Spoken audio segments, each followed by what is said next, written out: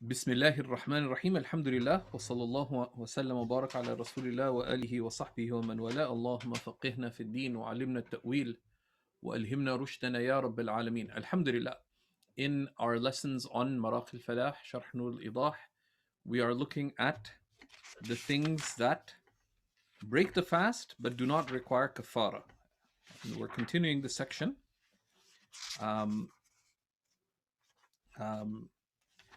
And we looked at what are the principles related to that, right? So this all goes back to those principles. So he says, rahimahullah ta'ala, أو أقطرت في فرجها على الصحيح.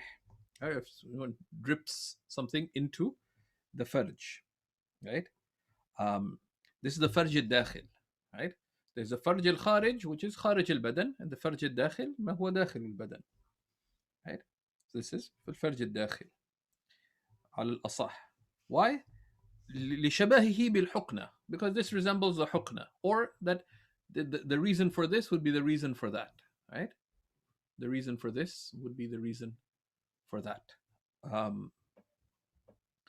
أو أدخل أصبعه مبلولة بماء أو دهن في دبره, or if one inserted one's finger wetted with water or oil into one's anus.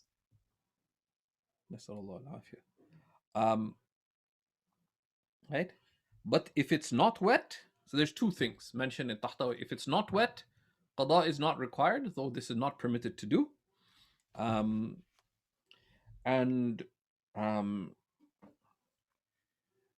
if one inserts it wetted, then the insertion, it has to be qadr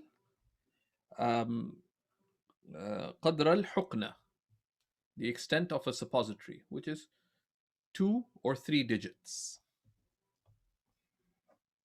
Right? So the idkhal, yani, so what he meant تحت بالبلل, right? Inserting something that's wet breaks if it's the extent of a hukna. Okay? So a dry finger, now inserting the finger into the anus, right, is makruh even if it's slightly, right? Which would happen when there's need, right? Like if you're cleaning, etc., make mubalagha and this goes in a little bit, it's better not to do so. But beyond that, it is either highly reprehensible or not permissible, right?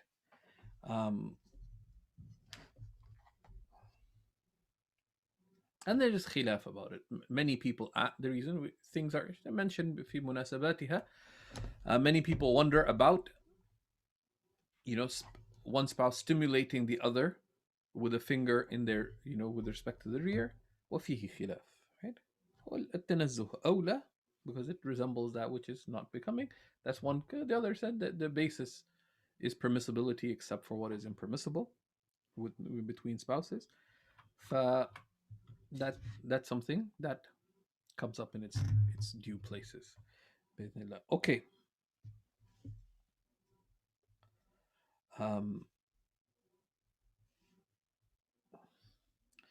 في فرجها الداخل أو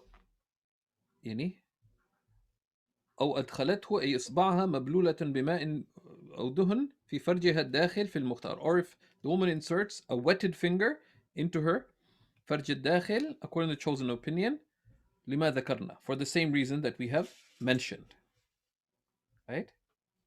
Because it's like the suppository, right? And that's the inner part of the body. أو أدخل قطنة أو خرقة أو خشبة أو حجرا في دبره أو أدخلته في فرجها الداخل وغيبتها لأنه تم الدخول.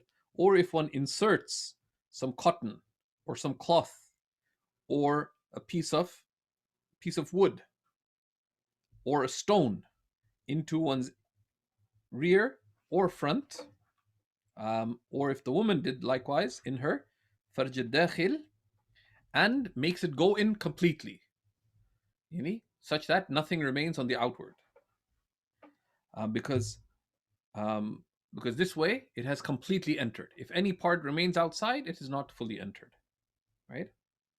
بخلاف ما لو بقي طرفه خارجها, as opposed to if something remains on the outside. لأن عدم تمام الدخول كعدم دخول شيء بالمرة, because something not entering fully in this case is like it not entering at all. Right? This is not a general principle, right? This applies here, and there are other contexts where this applies, right? It comes up in Bab al-Yamin if someone swore not to enter the house, but if they entered their arm or even their head into the house, have they entered the house or not? So this has some applications in some chapters, but it's not a general principle. أو أدخل دخانا بصنعه, or if one caused some smoke to enter of one's own action, متعمدا إلى جوفه, deliberately into one's body cavity, أو دماغه, or into one's dimagh, into one's brain, which is the head cavity. Dimagh is not the brain as the organ, but the dimagh is the head cavity, right? لوجود الفطر, because the fitr, the meaning of breaking, which is معنى المعنى المفطر, the meaning that breaks the fast, has been found, which is دخول مفطر معتبر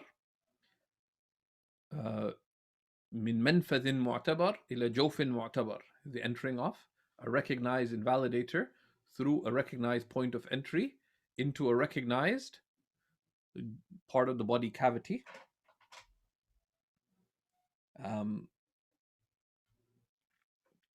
وهذا في دخان غير العنبر والعود. This is with respect to the smoke of other than amber and oud. Right? وفيهما لا يبعد لزوم الكفارة أيضا. But with respect to amber and oud, it is not far-fetched, right? This is لا يبعد, this is بحثا منه, right? This is بحث, right? That with respect to the smoke of amber and oud, it's not far-fetched that kafara would also be required. Why? للنفع, because it is of benefit, and because of the meaning of tadawi, عادة, because, and it's come in hadith of the Prophet ﷺ, right? About especially the oud al-Hindi, right? The Indian oud. There are many hadith on the fadail of al-Hind, right? So see, Abdul Latif, you gotta respect the Indians, man. Because, anyways, so the oud, like the burning of incense, has benefits, right? Right. So it's, insofar as it has benefits, it is like ghidha, right? That it's something you enjoy partaking, and also has a meaning of tadawi, because it has, it relaxes and uplifts and so on, like the idea of aromatherapy, right? Which was recognized in the prophetic teachings. That has been recognized historically for a long time, right? للنفع والتداوي.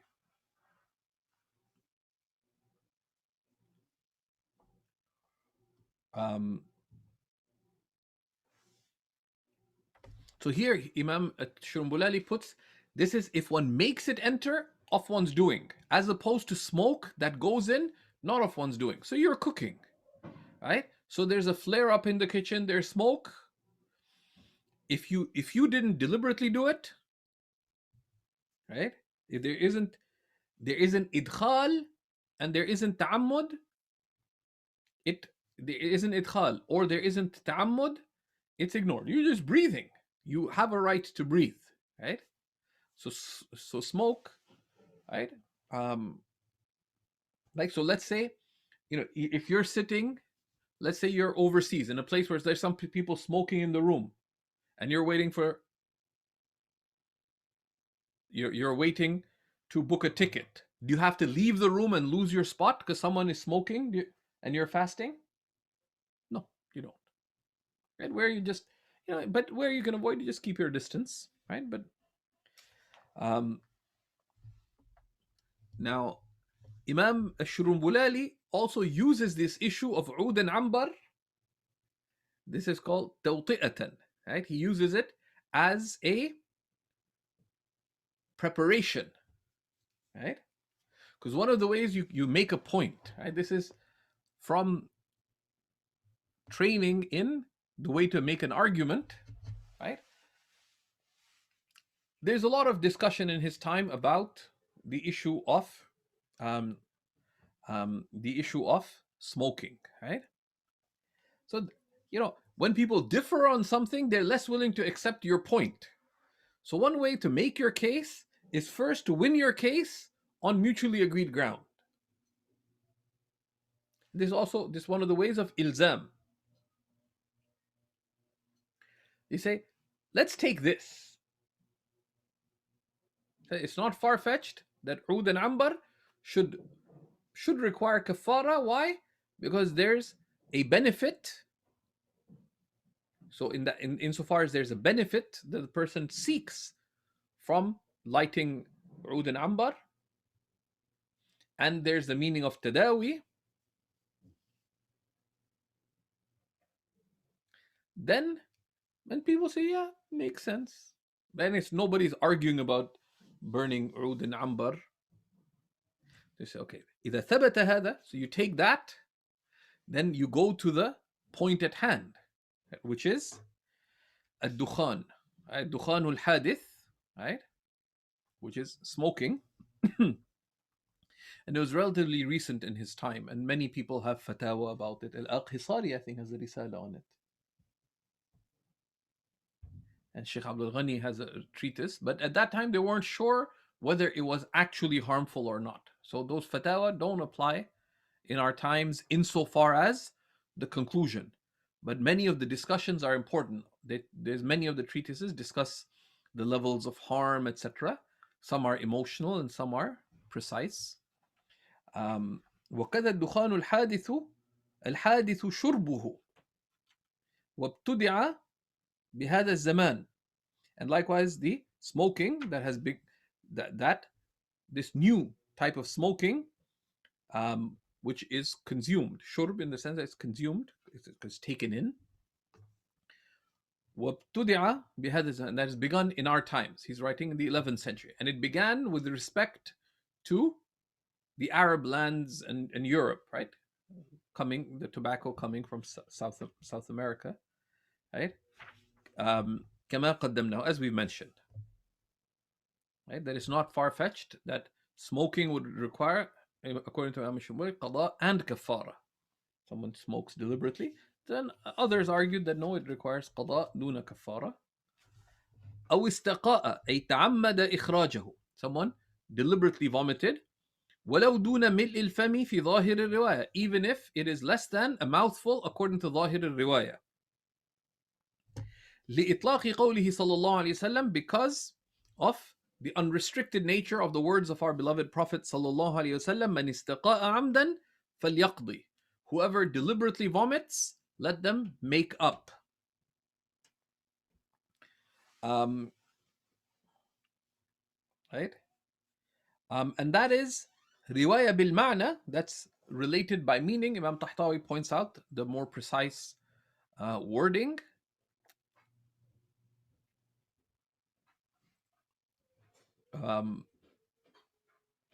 Right? So qay', what are the cases of qay'?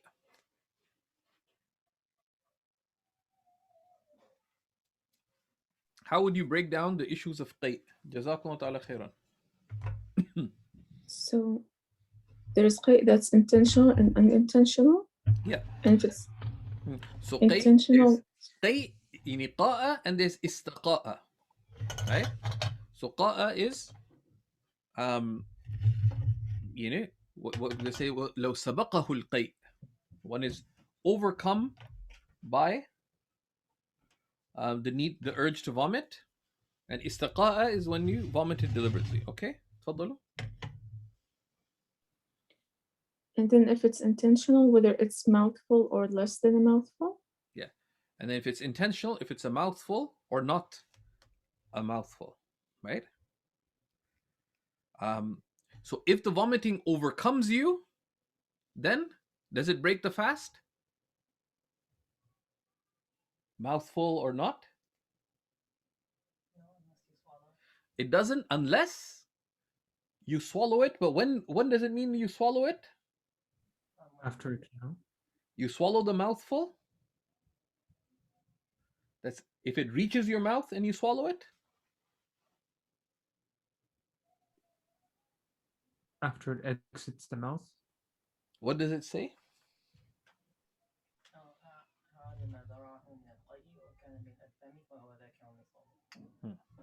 Okay.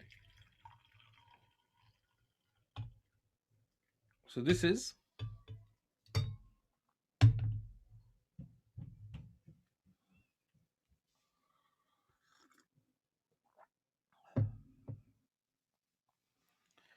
right. So the issue of vomiting, we need to break it down, right? That vomiting overcoming you could be less than a mouthful or more than a mouthful. And then deliberately vomiting could be less than a mouthful or more than a mouthful, right? And then there's the issue then, if you swallow it or not. So let's do this collectively, please. So I want to sign off on this and let's try to do this in the next 24 hours. It's not a complicated exercise. Someone could take the lead on it and then we should share it, Sidi Zain, with this lesson, inshallah, right? Let's diagram it nicely, right? And let's make a diagram and then on the side, put the supporting nusus in Arabic, right? You can copy and paste them from the Maraqi, right?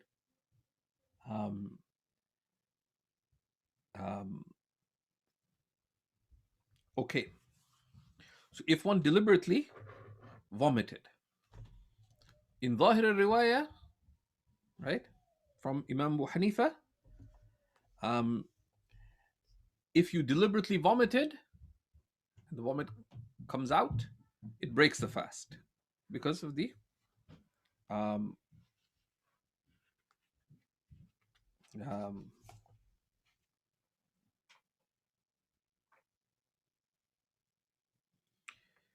وشرط أبو يوسف رحمه الله تعالى أن يكون ملء الفم وهو الصحيح. And Imam Abu Yusuf rahimahullah considered that the condition is that it be a mouthful, and that's he says the stronger opinion. لأن ما دونه كالعدم حكما, because less than a mouthful of vomit is as if non-existent. حتى لا ينقض الوضوء, right? حتى لا ينقض دون الفم الوضوء. That's why it doesn't break, less than a mouthful doesn't break wudu. أو أعاد, right? So this is the act of vomiting, and then there's taking it back in. أو أعاد بصنعه ما ذرعه أي غلبه من القيء وكان ملء الفم. Or if one takes back of one's own doing what overcame one of vomiting, and it was a mouthful. So one is the act of vomiting, and then is now taking it back. Now, if you swallow it, then if it was a mouthful and you swallow it, then if it's a mouthful, it breaks the fast. Because it was a mouthful, you should have let it come out, right? وفي الأقل منه روايتان. And if it's less than a mouthful, there are two narrations في الفطر with respect to breaking the fast. وعدمه بإعادته, with respect to it breaking the fast. And Maulana Tahtawi, what does he say? That the stronger one is that it does not break the fast, and he quotes a dur from al-Muhit. This is right. And there's three major muhits in the Hanafi madhab. The two most famous are al-Muhit al-Burhani, of Imam Burhanuddin Ibn Mazah al-Bukhari, and there's Al-Muhit al-Ridawi, which is not Imam Ahmad Rida Khan. It's an earlier scholar, and these are two of these sort of encyclopedic compendia in the madhab, way beyond our scope right now, but they've both been published. And similar in scope is a slightly shorter work, but still comparatively large, of Ibn Mazah, called Al-Dhakhira al-Burhaniya, which is also published now.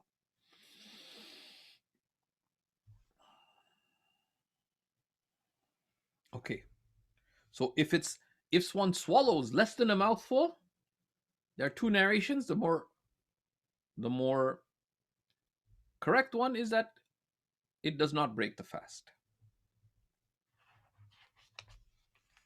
right? And this is generally what other later scholars followed as well, right? This is basically what you find in the Hadiyah. Yeah. What you'll find in the Hadiyah, this tafsil, you'll find in the Hadiyah, etc. as well, right?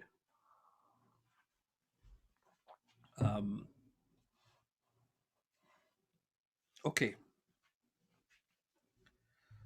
وهو right? وهو ذاكر لصومه, and this is if you remember that you're fasting. إذ لو كان ناسيا لم يفطر لما تقدم, because if one was forgetful, right? You vomited and you didn't realize you're fasting and you swallowed it, it would not break the fast, because that falls under nisyan. أو أكل ما بقي من سحوره بين أسنانه وكان قدر الحمصة, or if one ate what is between one's teeth that got there before Fajr time enters, and it was the extent of a himmisa, a chickpea, right? And كان قدرها أو دون قدر الحمصة, right? It was the extent of a chickpea or less.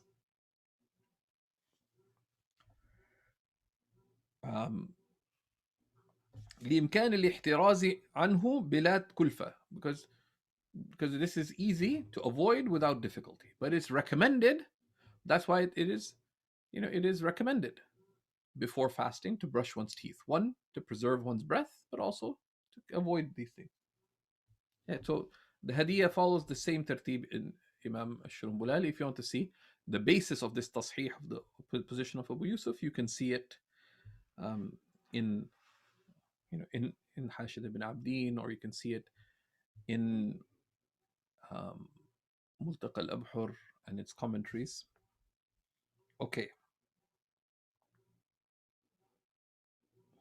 أو نوى الصوم نهارا, or بعدما أكل ناسيا قبل إيجاد نيته الصوم من النهار كما ذكرته في حاشيتي على الدرر والغرر, right?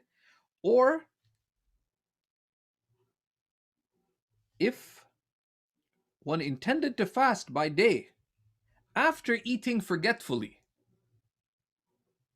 So this is a mas'ala. What if someone ate forgetfully after Fajr? They're a traveler, and they're not sure whether they're going to fast. They're mutaraddid about whether to eat. But then they totally forgot that they wanted to fast that day. They forgot it's Ramadan, right? They're staying in a hotel, they're fasting. They serve food and they ate forgetfully without having intended to fast Ramadan, which could happen if you're a traveler and you're back and forth whether you should fast or not. Then you made the intention to fast. So this is something that mutaakhirin differed on, but the nisyan, forgetting in this kind of situation, is also excused.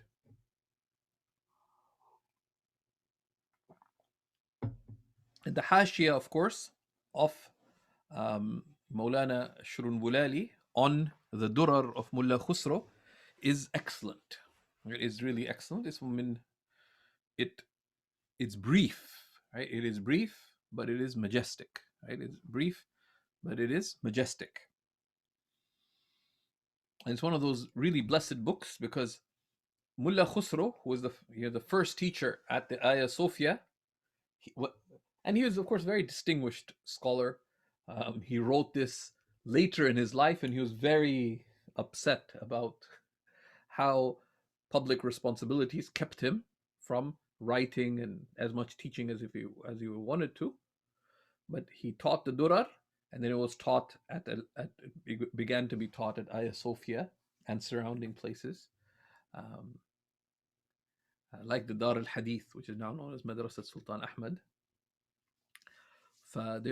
And from the time of Mullah Khusro, the Durar had been taught, especially in the Ottoman lands, but also somewhat in Egypt as well, and in Sham as well. And great hawashi were written on the Durar. The greatest of them, Bila Munazi', is the Hashia of Imam Shurunbulali, because he's one of the A'yan al-Muhaqqiqeen, one of the most important of the Muhaqqiqeen of the later scholars. But also there's the Hashia of Imam al-Khadimi, the author of the Bariqa. There's also the Hashia, and that's a very good Hashia. It's published, old edition. There's also the Hashia of Abdul Halim, which is one of the long Hashias. He is the Mufti of Damascus, famous Hashiyat Abdul Halim, and he's also known as something Effendi.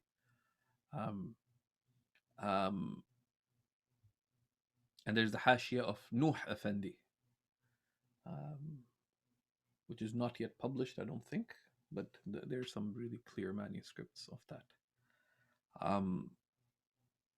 And there's others, but those are the four of the most important Hawashi: Shurunbulali, Khadimi, Abdul Halim, and Nuh Effendi. Although in importance, you'd probably say Shurunbulali, Nuh Effendi, Khadimi, Abdul Halim. Wallahu a'lam. And each has its distinguishing features. And alhamdulillah, I read the Durar with Shaykh Hassan rahimahullah, hafidhahullah ta'ala. Right? So in this situation, one did all of this, no kafara is needed. And then one broke, and although the presence of this issue here has some question marks, for obvious reasons if you think about it.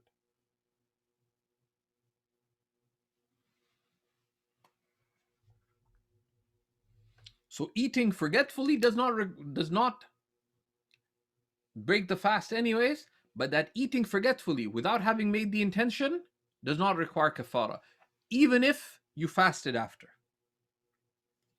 أو أغمي عليه, or one lost consciousness. لأنه نوع مرض, does not require kafara.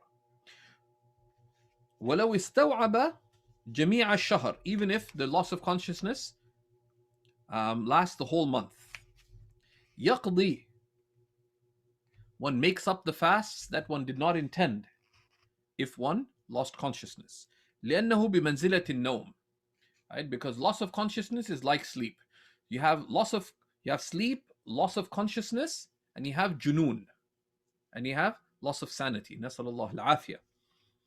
بخلاف الجنون, as opposed to loss of sanity. Now, someone who struggles with their sanity, with their full mental capacity, loss of sanity would be, so junoon is of two types. غير ممتد and ممتد. Loss of sanity is of two types. غير ممتد, right, which is someone which is short-term loss of sanity. And then you have al-junun al-mumtad, which is also called al-junun al-mutbiq, with a ta, mutbiq. And he'll talk about that in a second, right? And but the junun al-mutbiq, it's tricky because you have to consider what is considered lasting loss of sanity.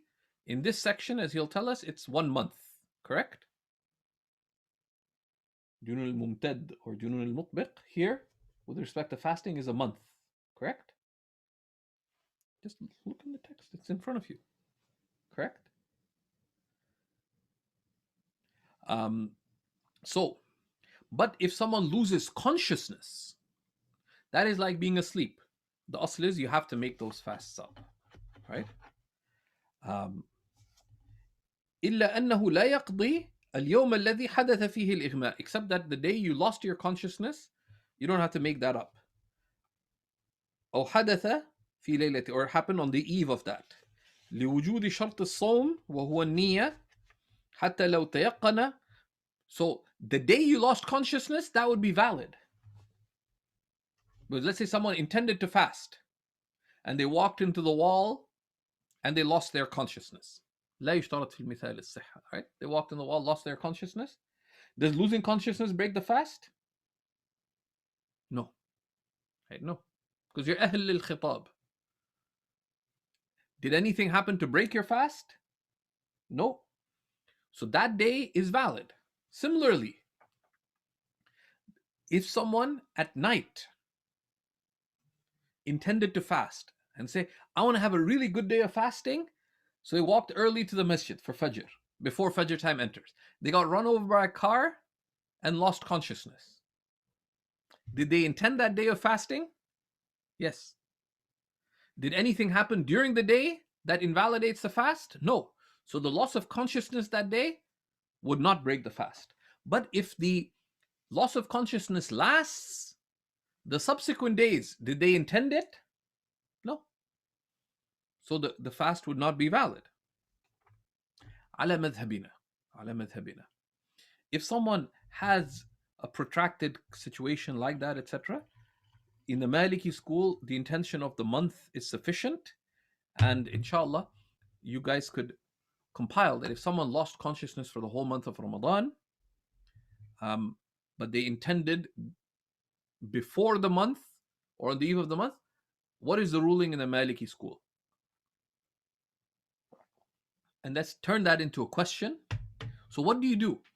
The talib ilm, like, you're not expected to have expertise in the other madhahib, right?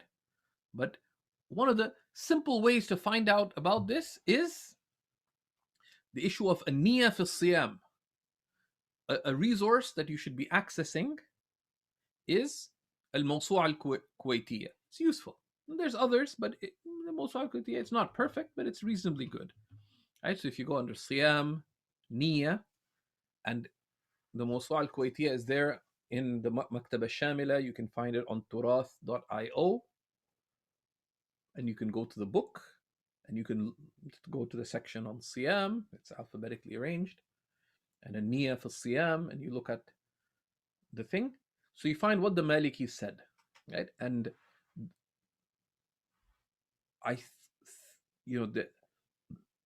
it references where the mas'ala is in the books of the Malikis. But at the very least, you find it in Mawsu'a al-Kuwaitiyya.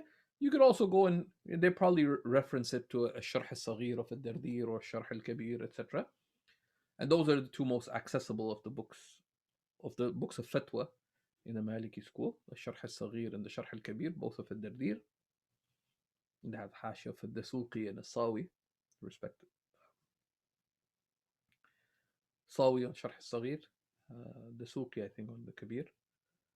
And of course, the Maliki school is a great school, has many, many books, but just for the outsider looking in, that's a convenient starting point. Now, you just find the relevant text, and then you go ask a Maliki. If someone loses consciousness in the whole month, this is what we found, right? So you share what's in Sharh al-Saghir. If you want to look Sharh al-Saghir and Sharh al-Kabir, this is what you found. This is how the Mawsu'a al-Kuwaitiyya explained it. But what is the ruling? And the benefit of giving a question from another madhab in this way to a scholar of the madhab is that you're not just interested in just an answer from another madhab, but if you can see, like on one issue, how the scholars of that madhab understand the text, etc., you'll gain some insights on how the other madhab works. And as one grows in one study, one needs to gain familiarity, but that's later. That's sort of ikhtiyar, hidayah, and beyond level. You should be comfortable at a general level of competency with the books of any of the four madhabs. The Ummahat al-Kutub. Right? And we'll get to that slowly, but this is a useful exercise. Would someone like to take this on?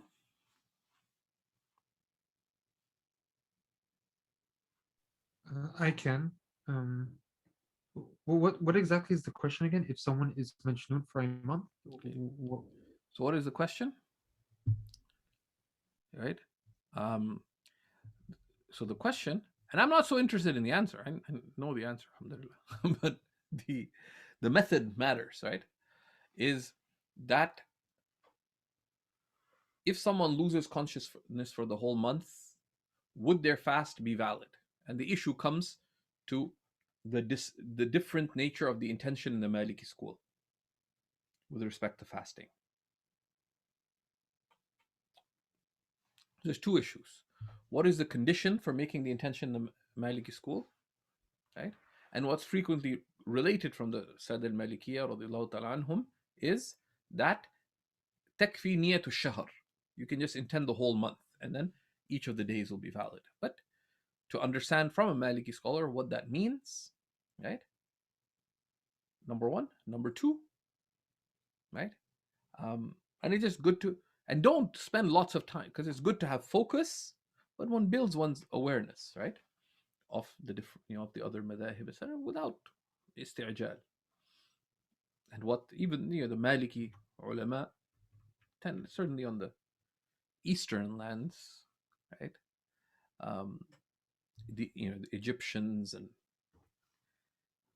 and others, the two works of Imam al-Dardir are useful starting points.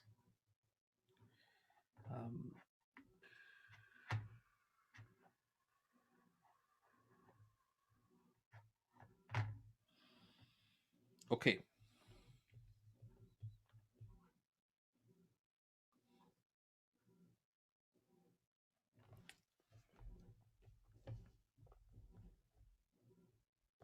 Why? When would this be of practical relevance? What if someone were in a car crash, for example, right? And they lost consciousness for the whole month. They didn't lose sanity. Do they have? And let's say that their family, they lost consciousness, but their family arranged their medical treatment such that they were, they were, like something intravenous, like, so they're it's something like an IV. What's the ruling of an IV?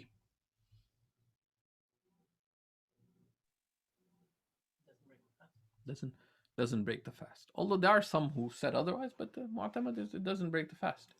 So they were on IV the whole month. They didn't eat anything. Would the intention of the month be sufficient? Now, someone wants to have taqwa, they want to make the whole thing up, but there's people who are, like they're struggling or they're elderly, right? So it's useful to be aware of this, right? But one doesn't just give fatwa on the fly. They say, oh, I heard that the Malikis say it's fine, and and then you can't give fatwa. Well, you can't give fatwa full stop, right? But you can't just like if you become a teacher, a scholar, a teacher, you can't just give an answer just based on, well, the Mawsu' al-Kuwaitiyya said this, right? These kinds of works, like these sort of encyclopedias, was the Mawsu' al-Kuwaitiyya or Fiqh al-Madahib al-Arba'a, which is significantly weaker, or other such works, or the works of comparative fiqh, the opinions mentioned of other than the Shafi'is in the Majmu' of Imam al-Nawawi, or the opinions mentioned of other than the Sad al-Hanabila in the Mughni of Ibn Qudama, or the Hanafis, right? And the Hanafis, depending on what spiritual school you follow, have either Wahdat al-Shuhud or Wahdat al-Wujud, right? They only behold their madhab, the Hanafis. And each of the madhabs has their types of weakness in quoting others, but you cannot. And, and really the further east the Hanafis were, like the Hanafis of Mawara al-Nahar are weaker in quoting the other madahib than the Hanafis of al-Iraq. And if you look at, for example, Imam Quduri's Tajreed, for example, and he's of the Iraqi Hanafis, they're much stronger, partly because there's a closeness between, there's a lot more Hanafi, a lot more Shafi'is in those lands.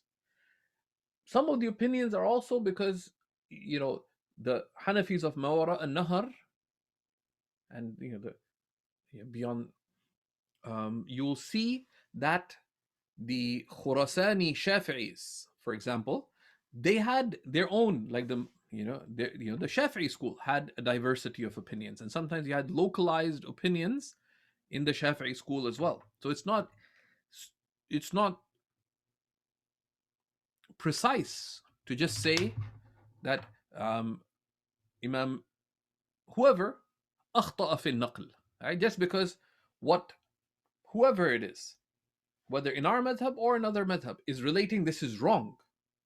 It's more precise to say the mu'tamad of the madhab is to the contrary. That's the least that you could affirm. The mu'tamad of the madhab is to the contrary. Now, if you want to verify the position, then verify it. But throwing blanket statements is not, right? And they say muqtada al-ilm ithbatu al-adna, is to affirm the least that you're sure of. Beyond that, it is unsafe territory. Wallahu a'lam. Right, so things like the Mawsu'a al-Kuwaitiyya, or what's mentioned in the book of the works of Khilaf, unless it be from the school of that author, or what's mentioned in the Shuruh of Hadith, that you cannot, that the Furu' that are quoted in the Shuruh of Hadith, even by Imams of that school, you need to confirm in the books of fiqh, and they mention that, right? Because the basis of the Shuruh of Hadith is not tafri'a, and they're not detailing the legal issue necessarily. So they'll mention something generally, but they may not mention its conditions and considerations and so on. And this is discussed by the works on Usul al-Fatwa, like Mufti Taqi's work and others. Okay. So this is why this issue is practical, right? That if someone loses consciousness for the month, but they had intended either before the month to fast, or they made the intention on the eve of Ramadan to fast Ramadan, and they had an accident and they lost consciousness for the whole month, would it be valid? Okay.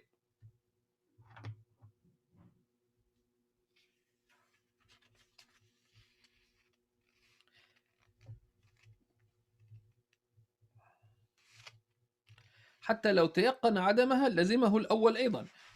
But if you were sure that you didn't even intend the first day, then you'd have to make that day up, right? Such as the sick person or the traveler. For example, someone was sick and then they went into a comatose state, for example. نسأل الله العافية. أو جن جنونا غير ممتد جميع الشهر. Or if one lost sanity, with the loss of sanity that does not last the whole month, you need to make qada of the days missed. بأن أفاق في وقت النية نهارا, such that during the month one did gain consciousness during the time of intention, by day. لأنه لا حرج في قضاء ما دون شهر, because there's no undue hardship in making up less than a month when there's an excuse. When there is no excuse, there's no haraj in making up long time, because that's Because the difference between the haraj, so what isn't qada haraj in general, right? قضاء دخل في الذمة بصفة التيسير, right? It entered your ذمة بالقدرة الميسرة. You had the ability to fast, and then you didn't make it up, so a whole bunch of dues accumulated. Say, well, that's difficult, but that's sort of self-imposed hardship, right? Because it entered your ذمة على وجه اليسر, and then it built up and it becomes difficult. But that's عليها ما اكتسبت, right? You acquired the culpability for that, as opposed to the issue of, does this enter your dhimma or not? Does it enter your dhimma or not? That's where loss of sanity relates to the issue of capacity. So it is of the awarid al-taklif, the things that affect moral responsibility, and those are detailed and they're dealt with surgical precision between the different types of awarid. You could do a quick recap of, if you've studied Mukhtasar al-Manar, or if you've studied what's it called, Samt al-Wusul elsewhere, or if you're in the Samt al-Wusul class, you can just look ahead at the section of awarid al-taklif, right? And they make distinctions between loss of sanity, because loss of sanity is nadir, that generally loss of sanity for it to last. Now some ulama make a bahth, I don't know the answer to this, that loss of sanity has become so common now, extended loss of sanity, because it can be sustained through machines and through things like IV and so on, right? So do we consider that to be common? Because one of the reasons they consider it like sleep, because امتداد النوم نادر والنادر لا حكم له.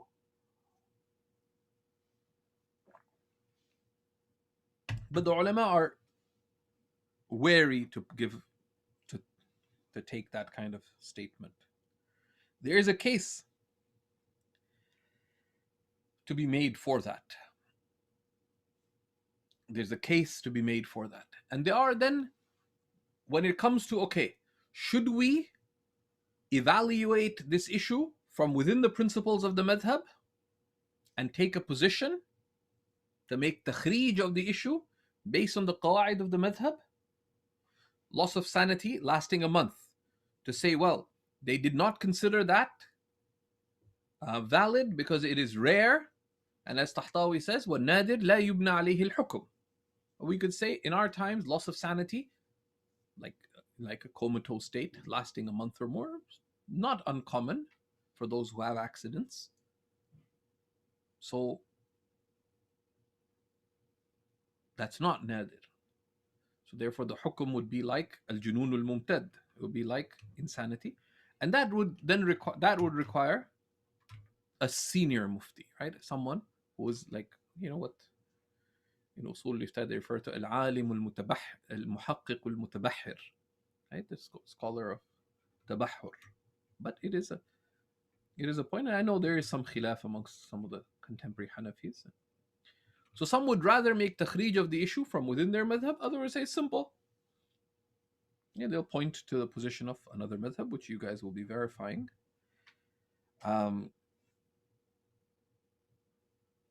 Okay. أو جنونا غير ممتد بأن أفاق في وقت النية لأنه لا حرج في قضاء ما دون شهر. وإن استوعب شهرا لا يلزمه قضاؤه. قضاء ماذا؟ What does the ha go back to?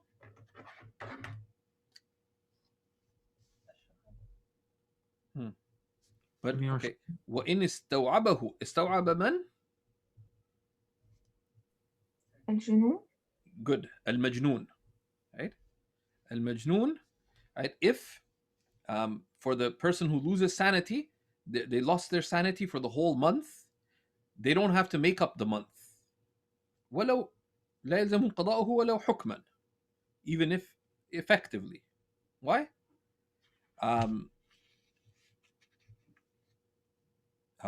لا يلزمه قضاؤه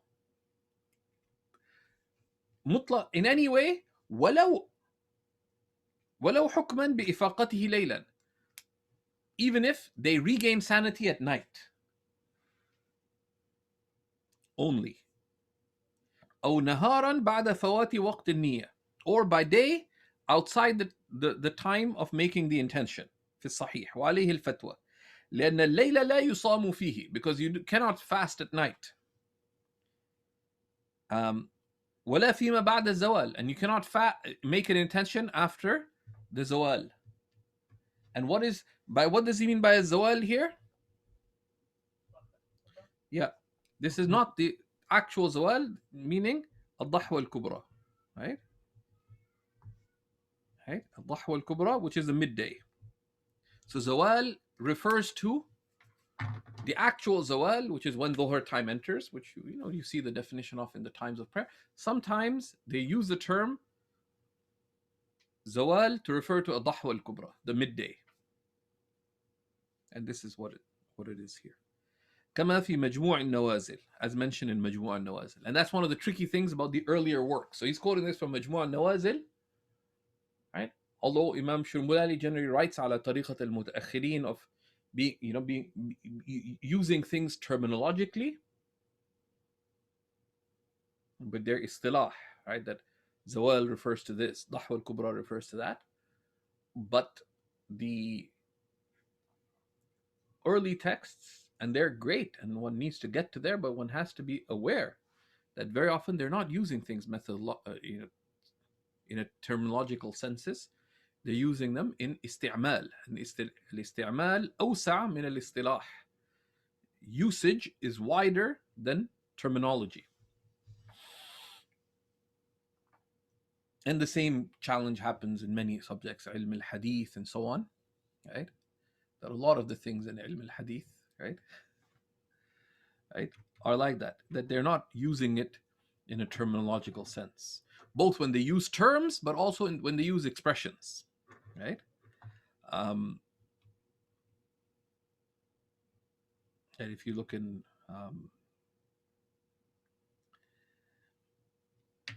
for example, in the Sharh of Adab al-Mufrad, he mentions there's a narrator.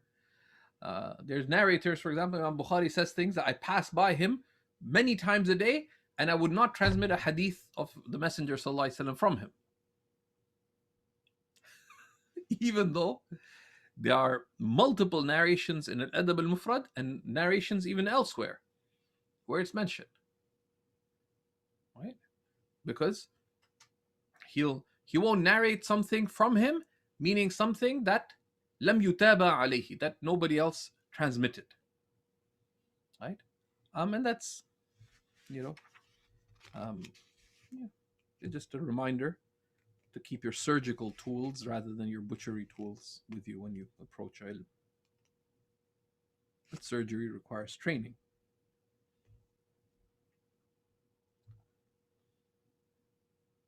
So does butchery, but it's much easier.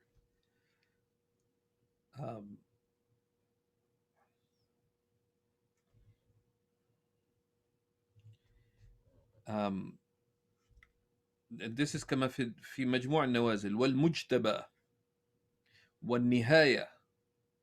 النهاية, what's the نهاية? Yeah. So there's many nihayas, right? In general, but sometimes when they're quoting a hadith, the assumption is that's the nihaya of Ibn al-Athir in Gharib al-Hadith. But if they're quoting a fiqhi masala in a later Hanafi text, it's almost inevitably referring to the nihaya, Sharh al-Hidayah of as-Sighnaqi, right? And this is now published. Not the Rasail al-Jami'iyya are certainly out. It's 16 volumes. It's one of the larger commentaries on the Hidayah, and one of the greatest commentaries on the Hidayah, and one of the clearest, expansive, explanatory commentaries on the Hidayah. And As-Sighnaqi also has important works on Usul al-Bazdawi and other works in Usul al-Fiqh, and the Nihaya is really, really beneficial. Right?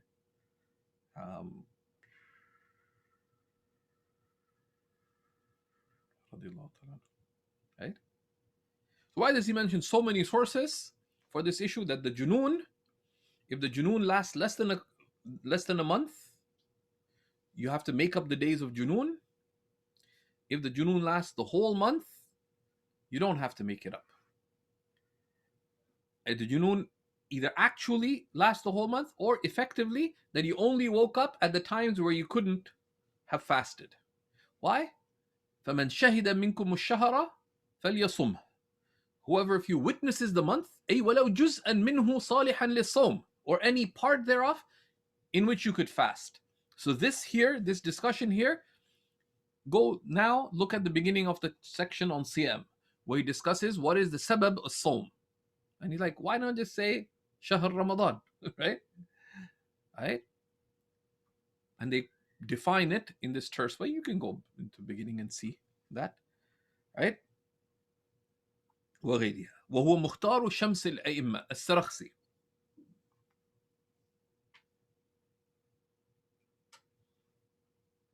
So he sort of brings out his arsenal, right? That these are the books, Majmu' al-Nawazil and the Mujtaba. Now the Mujtaba is somewhat criticized. It's a great commentary, right? It's a great commentary. But on its own, it's weak. But Imam Shurunbulali, this is why I could call him Faqih al-Nafs, right? He starts with an early work of Fatawa. Then an important but controversial work of Fiqh, the Mujtaba. Then As-Sighnaqi. Whoa! As-Sighnaqi, his Nihaya, Sharh al-Hidayah.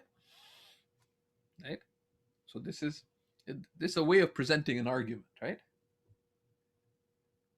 And then he gives a killer blow, which is Mukhtaru Shams al-Aimma Sarakhsi.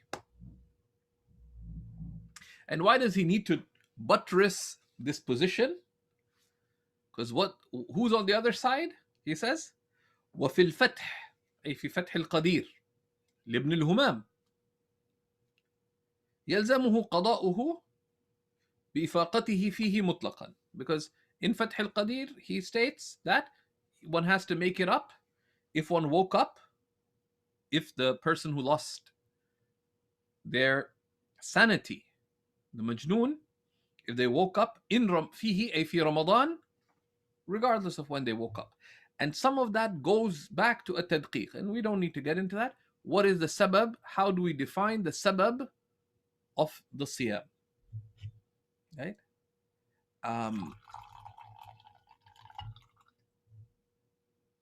And this issue, of course, it's there in the Fath.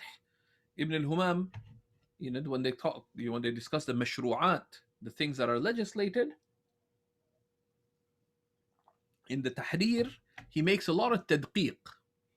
He really looks at the asbab al-ahkam and he takes some stances. But even though in the books of Usul al-Fiqh a lot of furu' are discussed, in of itself it is not a sufficient source.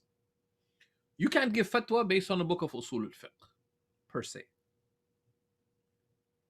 Even though many of the great works of Usul are great. And this is particularly true of the Tahrir of Ibn al-Humam, even though it's Ibn al-Humam. Because there he is not discussing fiqh. He is making tahrir of the principles of usul and then connecting it. And that there, abhathu shaykhina la yultafat ilayha, right? His bahth in the tahrir would be looked at with more wariness, bahth on legal matters, not wariness, but consideration. How did the fuqaha view this? And even his own student, who basically found life difficult after his teacher, Ibn Amir Hajj, and that's love. Like Sheikh Muhammad Qaylish pointed to what Ibn Amir Hajj wrote about the death of his sheikh.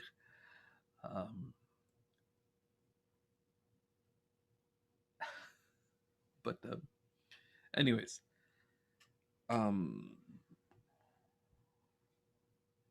but notice this is how you also structure an argument, because you have to be aware of what's on the other side. So he's trying to make this case, so you want to balance out. And of course, these kinds of issues are unpacked better. Why? Why is this one stronger than that one? Right? He discusses these kinds of things a lot more in the Imdad, but also these books, sort of the Kutub al-Mutawassita, the mid-level books, they point you to where the discussions is. And that's where the fiqh is. That's where the fiqh is. Right? And it's good to make a practice to look up. Not now, but later. First thing to do is to just know the issues. But to understand the details, especially on things that have practical consequence, like these, because things need to be explained to people. And the one who can explain them is not like the one who can't. Right? Okay. And then he tells us about imsak. And this is one of the things that is ignored by people, right? Any questions here before we continue?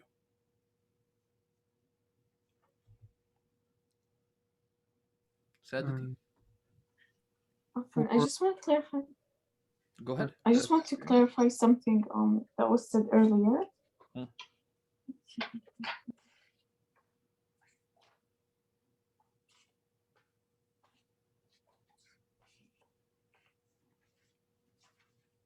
Yeah, sorry. So when you were talking about أو أدخل حلقه دخانا بصنعه, there's a line where it says وفيهما لا يبعد لزوم الكفارة أيضا. You said that بحثا من. I didn't understand that. Like, so وفيهما, the فيهما is in the عنبر and the عود, right? Amber and عود. Like, Yeah. if what is بالتعمد. Why? Because amber and oud, people, it's not just smoke, right? There's a difference between, like, like nobody boils water typically. Like, of course, someone is mu'tad to that. Nobody boils spaghetti just for the steam, for example, right? Nobody burns, like someone's barbecuing for iftar, right? Nobody creates a smoke just for the smell of the smoke themselves, right? And like, even though someone may like the smoke, but liking it is it maqsood, right? للنفع من الدخان, right? Which is that is like تغذية. تغذية is the idea of النفع, ما يقصد به النفع. Or تداوي. But this kind of smoke, and عود and ambar, we would say other types of aromatherapy, right? So عود and ambar, or the other things that are, someone burns, one of those,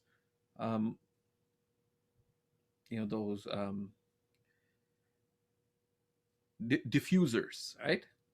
Where there's clear steam. And that's done. That's maqsood. That smoke was maqsood. So there, if you make ta'ammud with the conditions of kafara, you deliberately burn that and you inhale it. Imam Shurunbulali is being cautious. He says that kafara would be required. Others would say no. Right? There is other than no. Because this is not actual food. It's not actual medicine. Right? Right? So there's a shubha there. Right? Okay. So he says, rahimahullah, فصل يجب على الصحيح وقيل يستحب الإمساك بقية اليوم على من فسد صومه. It is wajib, and that's a relied upon position in our madhab, and others said it is recommended to refrain for the rest of the day on the one who broke their fast. Now, you have to keep in mind, al-ammi la madhaba lahu. So someone broke their fast and they're eating, right? لا تحمل الناس على مذهبك. Don't force people to follow your madhab. If someone were people ascribe themselves to be Hanafi, but is this a sectarian identity? No. Right? So let's say Sister Nafisa runs into a sister who's from a South Asian background. She broke her fast broke by accident, and then she's eating because she thought the fast is gone. Now, if the person knows what the ruling is, what would they do?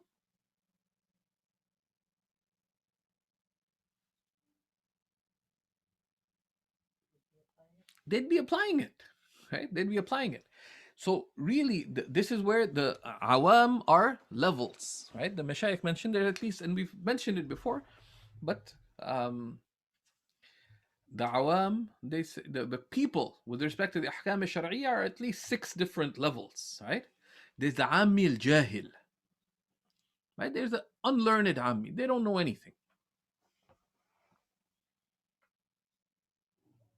And then there's the ammi who has some knowledge, but they don't know that much, right? So such a person may ascribe themselves, I'm Hanafi, for example, but they may not be aware of a lot of the tafasil of their madhab. Both these categories, the unlearned common person, but also the ammi الذي له أدنى علم. They know some things, but they're ignorant of a lot of what an educated Muslim should know. So such a person, you do not hold them to their madhab. That's certainly what the mashayikh, what's in the books. Al-ammi la madhaba lahu. The common person has no madhab. Right? Applies to the first 2 levels. The completely unlearned person or someone who knows some things but they don't know a lot. If you were to poll most Hanafis, how many of them know about wujub al-imsak? If you broke your fast, then you have to refrain for the rest of the day. What do you guys think? Do you think most people know this? That this is wajib? So Zain? Maybe 2%. Okay, he's being pessimistic that maybe 2%. Sister Yum, do you think most people would know this ruling? I don't think so, no. Probably not, right? See, Abdul Latif, do you think most people know this ruling? No. Yeah, right? So in these kinds of things, you have to be aware of where people are at. Right? You have to be aware of where people are at. Right? And there's the nas, and inshallah, this time we have to dig it up. Sidi Omar, this on you. The issue of haml, like holding people to one madhab from the Tariq al-Muhammadiyah. It's there in, you can find it in Nahlawi and then go back retroactively. Okay? Sidi Zain, you have to get Sidi Omar to task him and you follow up with getting this dug up. And you can do some digging too. You have Nahlawi? Okay. Inshallah. I could tell you what the nas says, but digging is good. Anyways, so that's that kind of person. There's khilaf within our madhab. Right? There's the opinion of istihbab, but that's also why as you advance in knowledge, it's good to have at least broad awareness of what the other madhahib state. And imsak is not wajib in other madhahib. Right? So you don't say this, do whatever you want. Someone asks, what's our madhab? We say, this is our madhab. What do I do? That's a separate matter, right?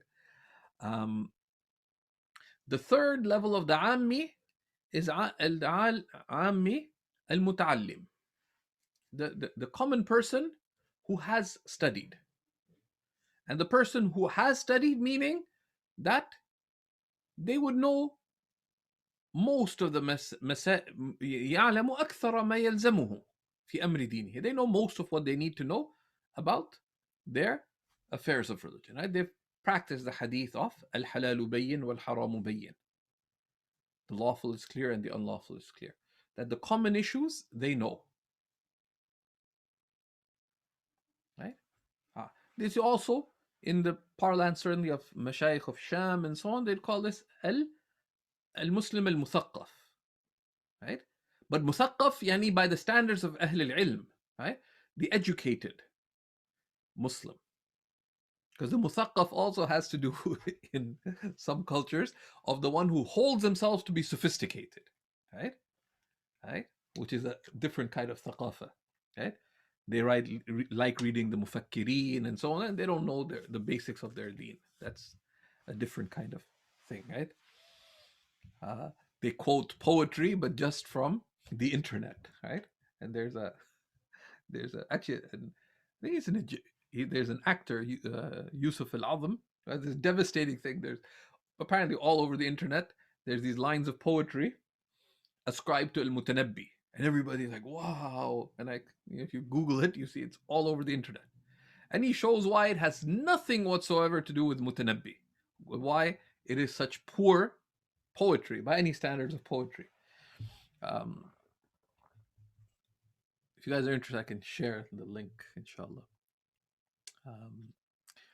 But the Muthaqqaf, and that's why you can say Al-Muslim Al-Muta'allim, the Muslim who knows the fundamentals of their deen, someone who studied the essentials, conscientiously. So they know. Such a person, if they know their madhab, right, well, and they're practicing and so on, and you see them doing something contrary to their madhab, this third level person, you would tell them. If you think they're telling them what is correct according to their madhab, according to most of the mutaakhirin, this would be recommended. Would be min bab al-nasiha, which is if you think that they will benefit from it. And you have to also be there cognizant of the person, their circle. It is recommended.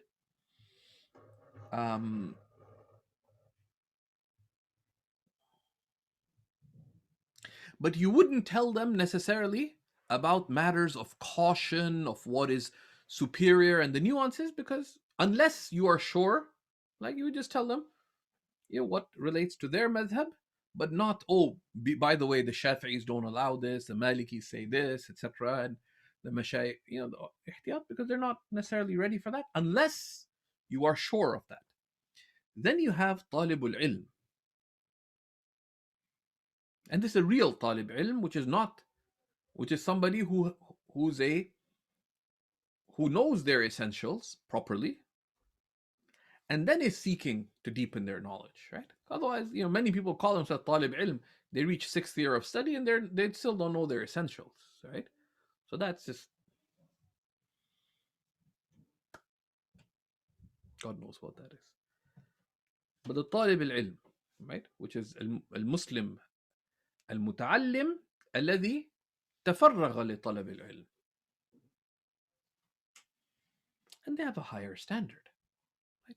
Such a person, their teachers, others, those who, or students who are more senior, the asl is that they point them towards al-ahsan, al-ahwat, etc. الخروج من الخلاف, etc. But that comes for the طالب العلم الحقيقي, the true طالب علم. Then you have the alim. The 5th level is the alim, and the 6th level is the alim al-mutabahhir.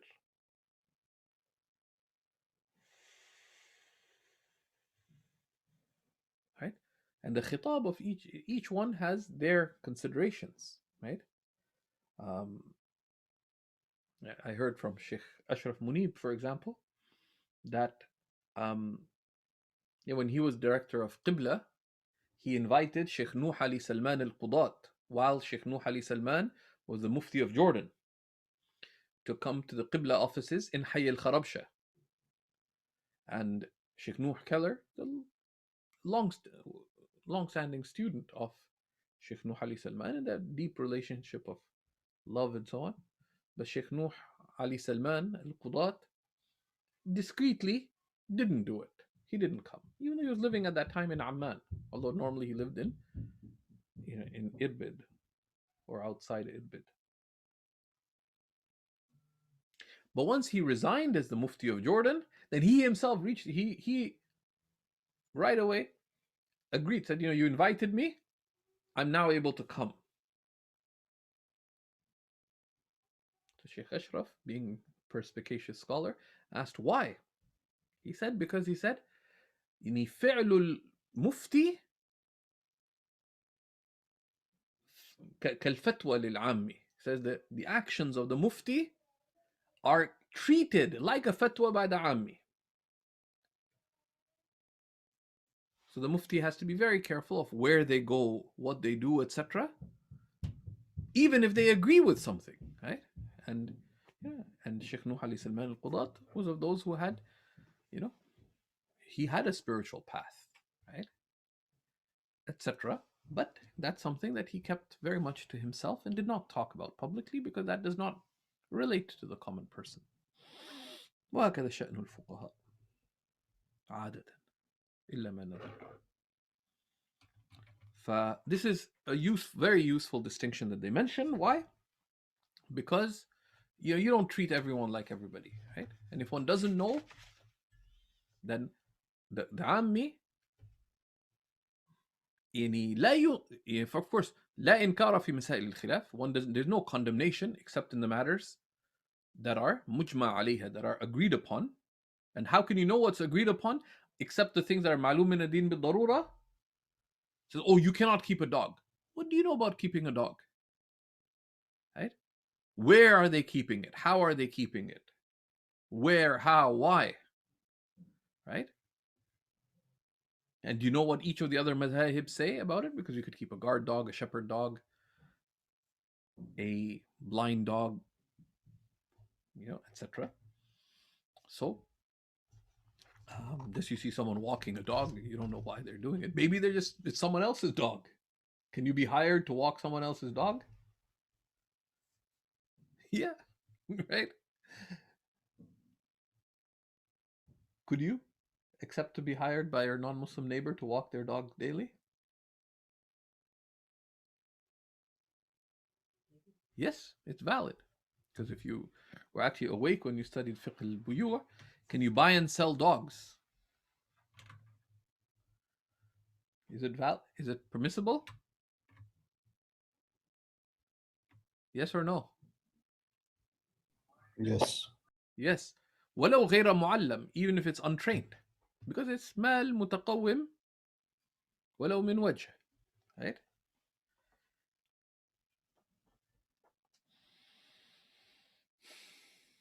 And a lot of disaster happens and a lot of shidda happens because of this.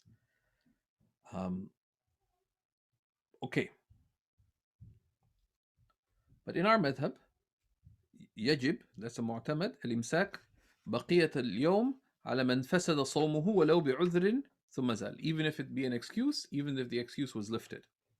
وعلى حائض ونفساء طهورتا بعد طلوع الفجر. Likewise, the حائض and the nufasa, the menstruating woman and the one in postnatal bleeding, if they became pure, they reached pure طهر after Fajr time entered.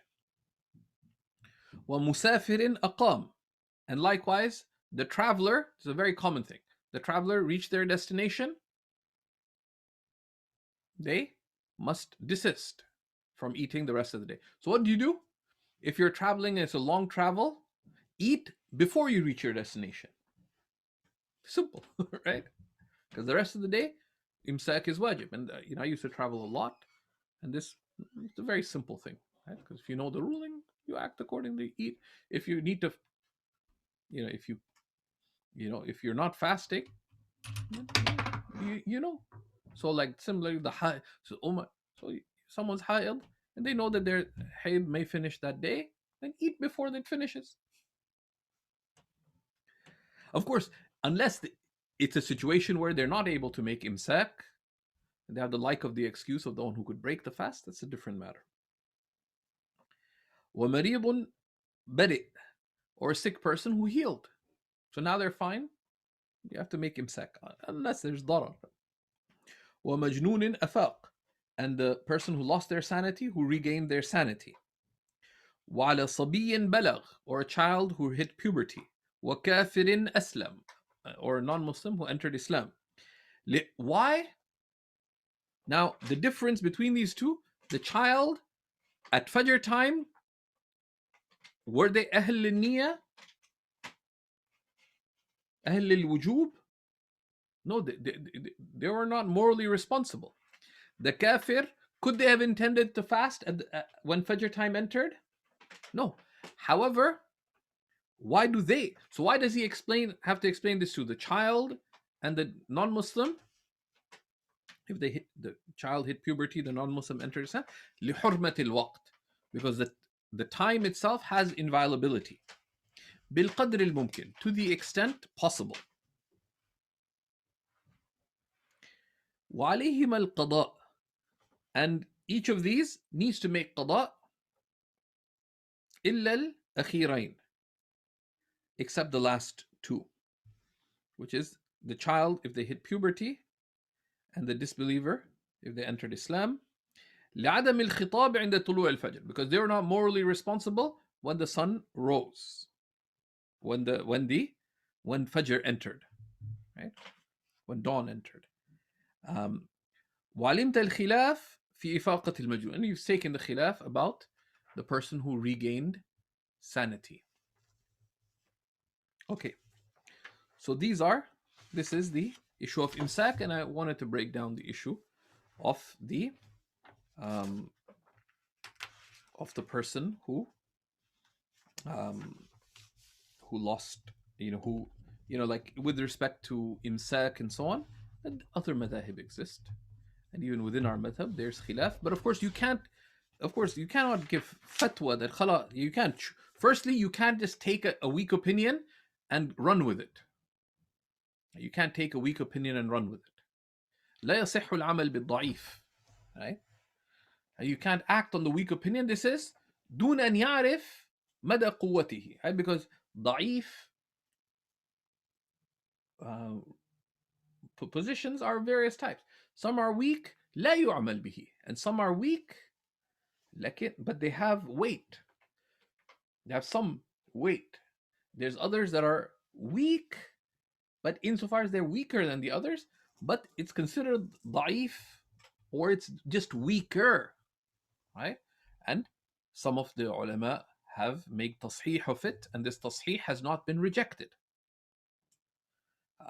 So there's, so at a weak opinion in the madhab, there's weak that is just wrong. ضعيف, it's أي مردود. Then there's weak with some basis, has some strength. So that you could act upon in the haja, etc., etc. There's the mufti could give fatwa on it, and someone could act upon it under certain circumstances. And then there's the weak opinion that's just slightly weak, right? Such that some people chose it, etc., and that choice was not rejected. There's also sometimes they call an opinion weak, but it's muqabilul asah. Some may call it weak, قيل كذا, or هذا ضعيف, but ضعيف there is nisbiyan. It's weak compared to the more strong opinion. But as a simple breakdown, weak can refer to at least three types of opinion, right? ضعفا مردودا, right, with a rejected weakness, and there's many asbab of radd. Then there's weak, but it has some degree of strength, but that requires a scholar of understanding. And then there is مقابل الأصح, or ما قوية but لم يبلغ درجة ليس صحيحا. So there's, and that this is the weak that's only relatively weak. Some even deemed it to be sahih, etc. So there are levels, right?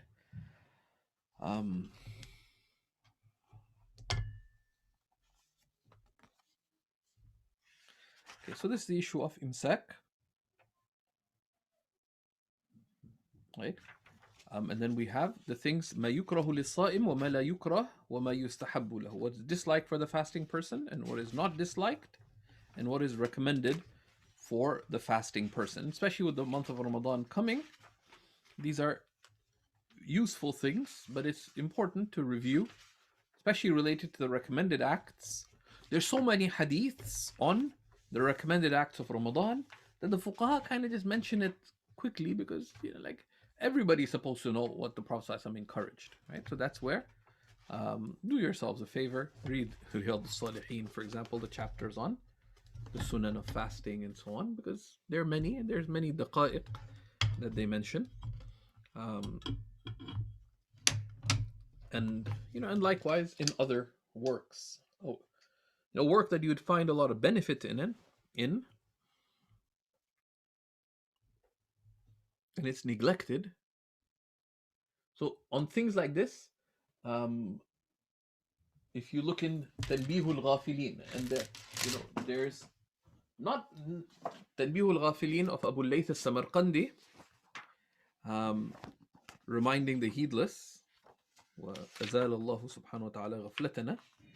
It's a gem of a book, really. It's really amazing. But he goes into, has a beautiful discussion on fasting, right? And the sunan of fasting, right? And people get tied in knots because sometimes he quotes hadiths that are not all that. So if you were to get a copy, the Dar ibn Kathir copy is reasonably good. It's not great. The editors is a conscientious editor. Let's just say that. But it's there. It's not like a. There's also another edition that's floating around online. It is significantly weaker, but it's also usable. There's one that has takhrij of the hadith, etc., at a basic level. It's like the hadith al-da'if, right? But the mid-level hadith al-da'if, or slightly better than that if you're feeling generous. But it certainly can be used, right?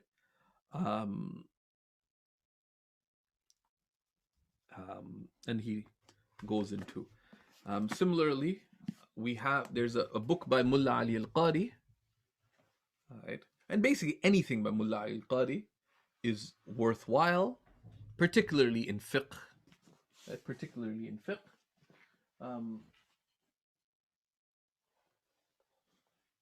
and also in tasawwuf. In aqaid, Shaykh Adib rahimahullah ta'ala would say he is very useful because he's very clear. لكن ليس محققا.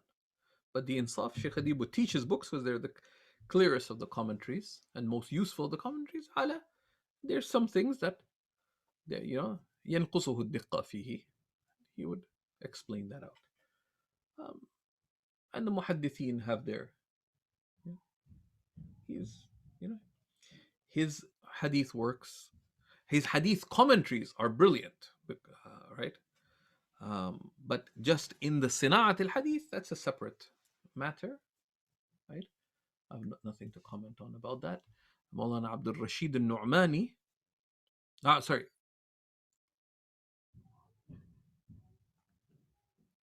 Abdul Rashid al-Nu'mani has a book called Al-Bida'atu al-Musja' liman yutali' al-Mirqa'.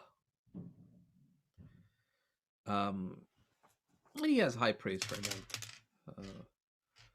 The Mirqa being Mirqat al-Mafatih, so it is an introduction to Mirqat al-Mafatih and Mishkat al-Masabih, and it's a really useful work. But Mullah Ali al-Qari has a beautiful abridgment of the Ihya.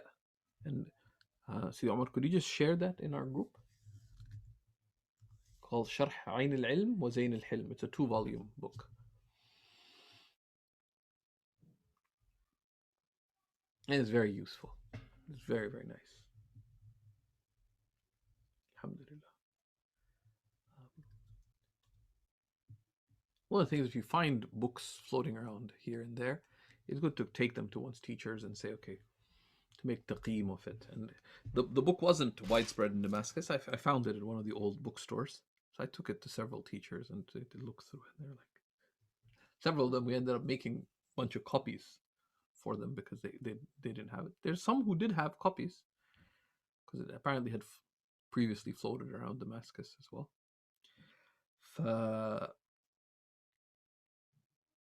شرح عين العلم وزين الحلم, and it at various stages in Islamic history it did spread a little bit. Ibn Hajar also commented upon it, Ibn Hajar al-Haytami. So it's a work that it sort of tries to take the Ihya and make it a matan. It has its merits, but the commentary of Mullah al-Qari is really, really good. So its section on fasting has some very nice insights and sunan and adab and so on and daqa'iq.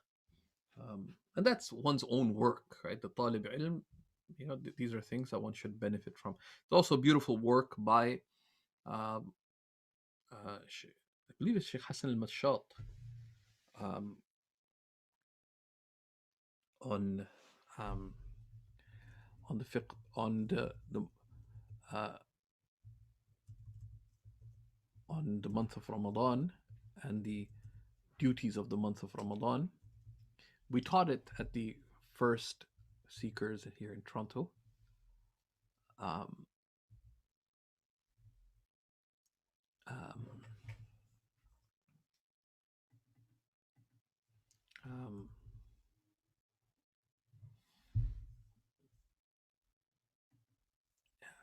And I can share the name. Just give me a second.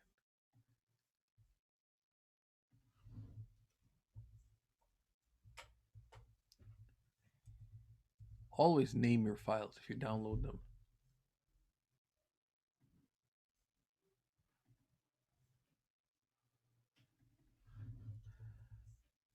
It always, because sometimes it's always an annoying thing.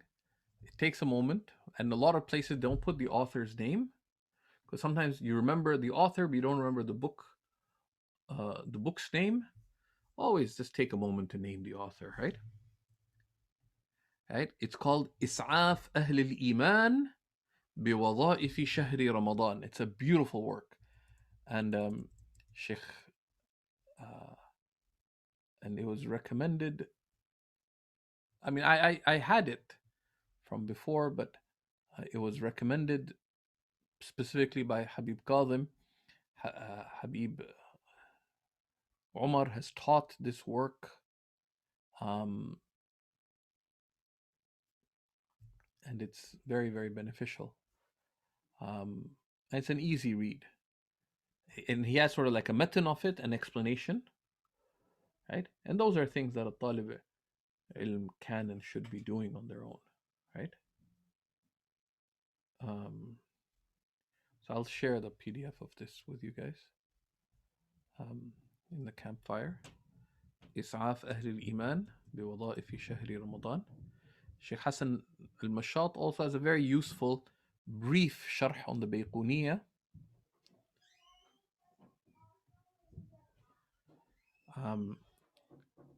It's called التقريرات السنية شرح منظومة البيقونية. And he also has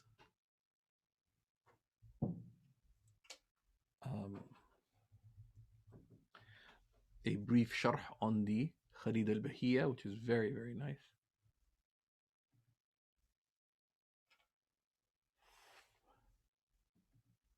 It's a useful, easy review called Al-Bahjatu al-Saniyya.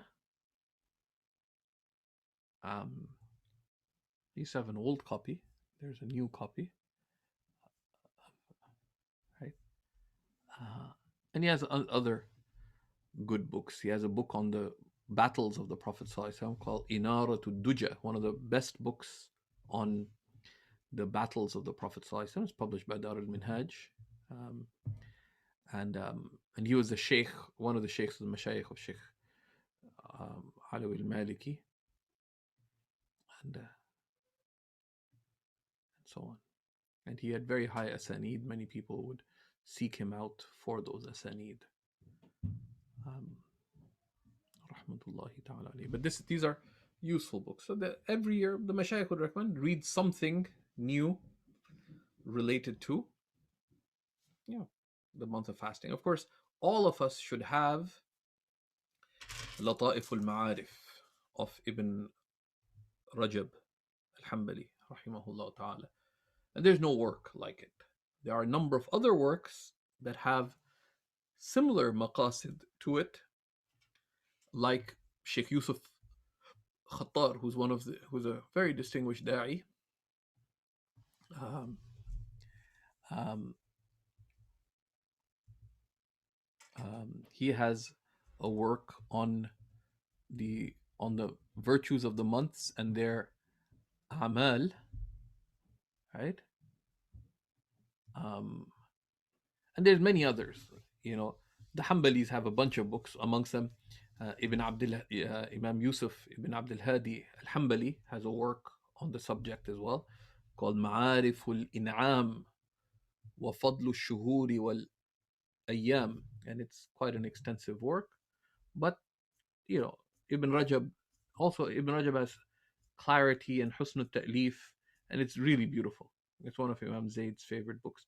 The Ibn Abdul Hadi al-Hanbali's book is significantly smaller, and there's some mukhtasarat of Lata'if al-Ma'arif. Why don't you just read the book, right?